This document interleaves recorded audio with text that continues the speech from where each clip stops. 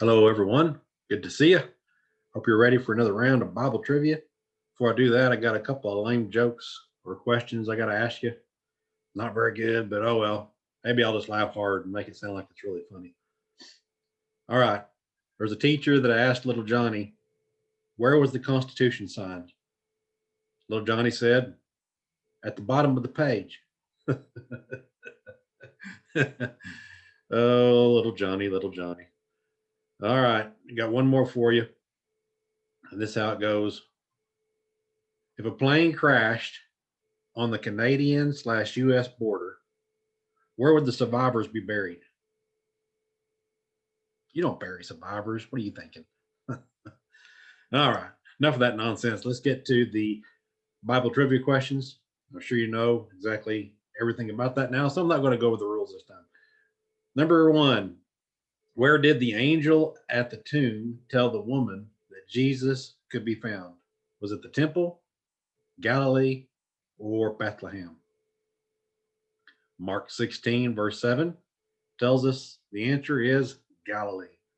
Number two, when the women told the disciples about the empty tomb, how was their message received? As nonsense, with utter fear, or with great joy?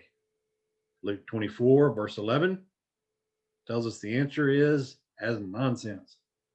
Number three, when Mary Magdalene told Peter and John about Jesus' tomb being empty, what did they do? Went to the tomb, went to consult the other disciples, or pray to God? John 20, verses 1 through 4 tells us that they went to the tomb. Number four, what did Peter see when he entered the tomb? Strange shadows, the linen wrappings, or the angel? John 20, verse number 6 tells us the answer is the linen wrappings. Number five, what was rolled up and placed by itself, not lying with the linen wrappings?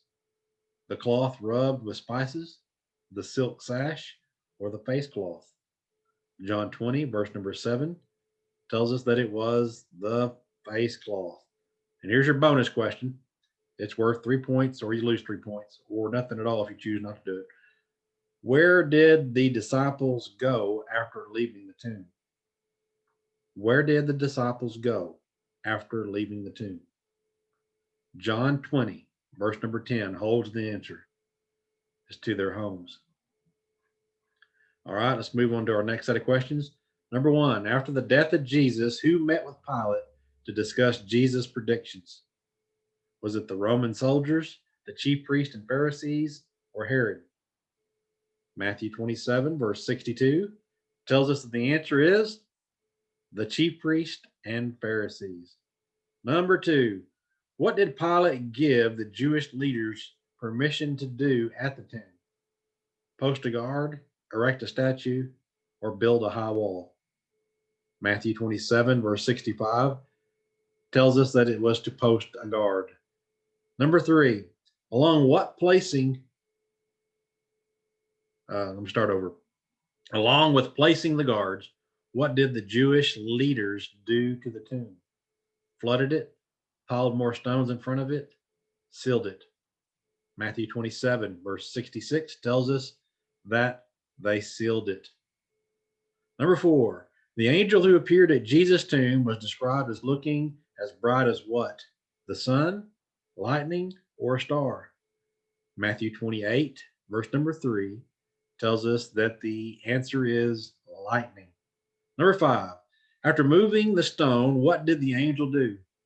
Sat on the stone, ascended to heaven, or blocked the entrance to the tomb? Matthew 28, verse number 2 tells us the answer is sat on the stone. Okay, here's your final bonus question. What happened when the angel moved the stone? What happened when the angel moved the stone? Matthew 28, verse 2 reveals us the answer. The answer is an earthquake. All right, there you go. Hope you enjoyed that and hope you did well. And let me know down in the comments anything you'd like to tell me about these particular questions or if you did well. All right, talk to you later.